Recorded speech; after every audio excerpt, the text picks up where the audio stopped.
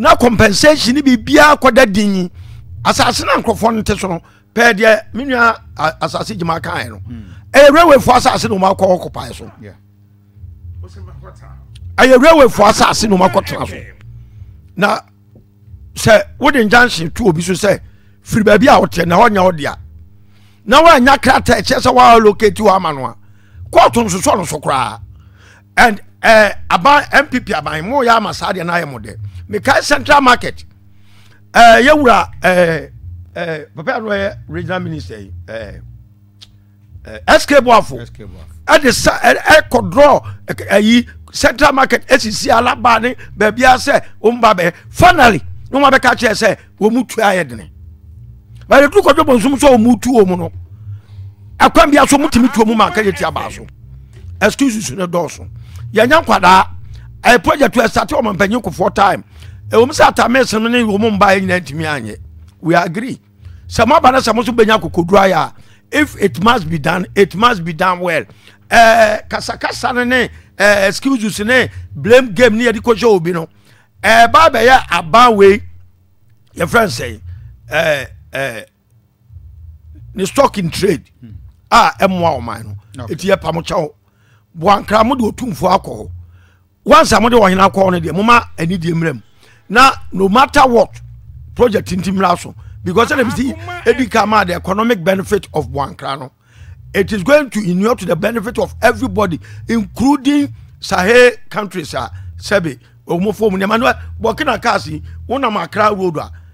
anya nika ba ko anantwe crossoy e wo sumu stretch o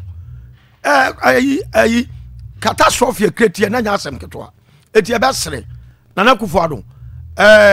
ene me pese ye situate asem no said ye etie na musumuma eni die mra Ghana for near santimemu na excuse you no do so e bia na Kumasi interchange omo launch na me hobi 5 interchange ewo unity oil atonsu junction abunfie confiance nani after that no ye hum say interchange ba kokora ba so ati say me koka bibi nkire wo mu na me wi ana makotete Kumasi airport omo launch omo de so from na mo ma Mrs abrada pa na kasa o say says airport wi sika edi ye nyina no elsewhere administration of mama na kope bae and me kwada me say see I cut short dada there why the second short cutting now I was thinking say because mo ba be sesa drawings no now mo discover for be wura mama me de o so my because after 20 years enukra airport we ye be say akopeska abe expansion na da bia no ye timi nwene above even 50 years esa o man ya nchekere ne sa eti anuanom na Akufo Addo ye be serew ye be serew bebre ye be serew sana konfo anoche ya muamde ehun ska